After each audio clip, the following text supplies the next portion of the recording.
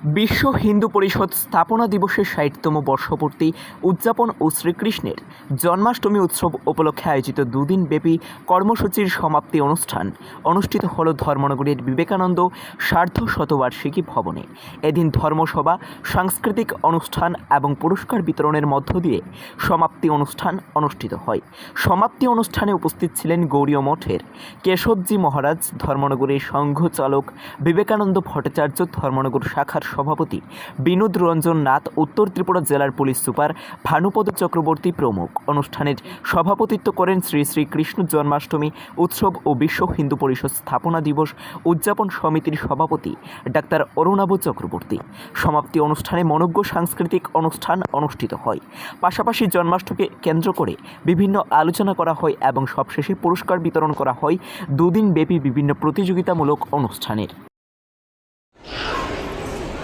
আপনারা কিছুক্ষণ আগে পূর্ববর্তী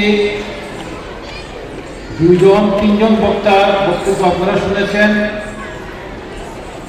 আমিও ধর্মীয় আলোচনা করতে আসিনি, আমি এসেছি ওনারা কি বলেন শোনার জন্য, শেখার জন্য, জ্ঞান অর্জন করার জন্য। খুব ভালো লেগেছে, ওনাদের বক্তব্য শুনেছি। তথাপি যেহেতু এটা একটু ধর্মীয় আলোচনা, আমি সেই দিকে না গিয়েও কিছুটা আমার অভিজ্ঞতার উপর ভিত্তি করে কিছুটা আলোচনা করছি। এখানে যারা উপস্থিত আছেন বা আমরা ধর্ম সম্বন্ধে সচেতন না, এটা ঠিক না। আমরা ধর্ম আচরণ করি। আমার পূর্ববর্তী বক্তা বারবারই উনি বলার চেষ্টা করেছেন, দুর্গাপূজার কথা উনি উল্লেখ করেছেন, দুর্গাপূজার সময় কি হয় সেটা উল্লেখ করেছেন। আমিও সেই দিকে আলোকপাত করতে চাই। আমরা এখানে যারা আছি বাঙালিরা, হিন্দুরা, আমরা ধর্মচর্চা করি। দুর্গাপূজা, কালী পূজা, জন্মাষ্টমী, এইসব প্রোগ্রামগুলি আমরা রেগুলার করি। কিন্তু এই প্রোগ্রামগুলিতে ধর্মের ছোঁয়া খুব কম থাকে, আড়ম্বরতা বেশি থাকে। যেটা ক্ষমতা বলার চেষ্টা করেছিলেন, খাওয়া দাওয়া, গান, এগুলির উপরই বেশি গুরুত্ব দেওয়া হয়। আমার দেখে খুব ভালো লেগেছে, বিশ্ব হিন্দু পরিষদের প্রতিষ্ঠা দিবস উপলক্ষে গতকাল এবং আজকে বিভিন্ন প্রোগ্রাম হয়েছে। গতকাল ছোট টাউন হলে গীতা শ্লোকের একটা প্রতিযোগিতা হয়েছিল। এখন যে পুরস্কার নিল আপনারা দেখেছেন। গতকালকে প্রোগ্রামে আমি উপস্থিত ছিলাম। কি সুন্দর ওনাদের যারা প্রতিযোগিতা অংশগ্রহণ করেছিল, কি সুন্দর উপস্থাপনা। যে আসতে পারেনি, আপনারা সত্যিকারে মিস করেছেন। আমিও কল্পনা করতে পারিনি এই ধরনের বাচ্চারা এই ধরনের সুন্দর উপস্থাপনা করতে পারে গীতা শ্লোকের উপর।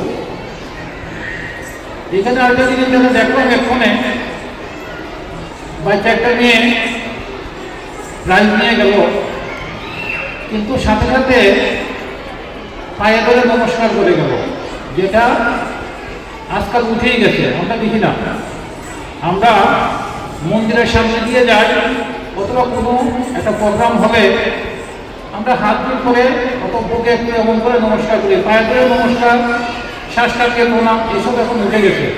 বইয়ে দেখা যাবে কয়েকদিনের মধ্যে। তাই যেটা বলতে চাই, ধর্ম মানুষের বেঁচে থাকার জন্য খুবই দরকার। এবং সনাতন হিন্দু ধর্ম অনেক পুরাণ। আমাদের ধর্ম অন্য ধর্মকে কোনোদিন কি আক্রমণ করেনি, এই ধরনের কোনো রেকর্ড নেই যে হিন্দু ধর্ম অন্যান্য ধর্মকে আক্রমণ করেছে। অন্যান্য ধর্ম শান্তির কথা বলে, কিন্তু সর্বস্থানের কথা বলে না। আমরা কিন্তু হিন্দু ধর্ম সবাইকে নিয়ে আমরা চলতে চাই। আমরা শান্তির কথা বলি, পাশাপাশি সবাইকে নিয়ে আমরা চলতে চাই। তাই আমি সবাইকে যেটা বলবো, আমরা ধনী হতে চেষ্টা করি, সন্তানদের ধনী বানাতে চেষ্টা করি, জনরত্ন আমরা রেখে যাওয়ার চেষ্টা করি, কিন্তু যে আমাদের নেক্সট যে জেনারেশন, সেই জেনারেশনকে আমরা ধার্মিক বানাই না, ফলে সমাজটা নষ্ট হয়ে যাচ্ছে, পুরোপুরি নষ্ট হয়ে যাচ্ছে। অপসংস্কৃতি আমাদের মধ্যে এসে গেছে। আপনারা দেখবেন হিন্দু ধর্মের মধ্যে যে যে ভাতৃত্ব আশ্রম, এটা অন্যান্য ধর্মের মধ্যে এই পরিমাণ এখনো হয়নি। কারণ এটার একটা কারণ, আমাদের মধ্যে নিউক্লিয়ার ফ্যামিলি এসে গেছে। সংসারে এক ছেলে অথবা এক মেয়ে, মা বাবা যে সময় দেখে ছোটোখাটো কোনো একটা অসুবিধা হয়ে যায়, বার্ধক্য আশ্রমে স্থান হয়ে যাচ্ছে। আগের দিনে এটা এমন ছিল না। ইন্ডিয়াতে এখনো ইন্ডিয়ারা সংখ্যাগরিষ্ঠ আছে, কিন্তু শুধু গ্রামের সংখ্যাতে, কিন্তু শহরের মধ্যে সেই নিউক্লিয়ার কালচার এসে গেছে। তাই আমি যে কথাগুলি বলছি সবটা হলো উপলব্ধির থেকে, তেমন কোনো ধর্মীয় আলোচনা করিনি। আশা করি আপনারা সবাই এখানে যারা আছেন সবাই সচেতন। পূর্ববর্তী বক্তারা যে ধরনের আলোচনা রেখেছেন এবং আমি যে কথাগুলি বলেছি, আপনারা সবাই এই জিনিসগুলি বুঝবেন এবং সামনের দিনে আপনারা সেরকমভাবে চেষ্টা করবেন। দুর্গা পূজা, কালী পূজা বা যে কোনো পূজাতে ধর্মীয় আলোচনা রাখবেন, আমাদের ধর্মটা যেন প্রতিষ্ঠিত হয়। সবাইকে ধন্যবাদ, নমস্কার।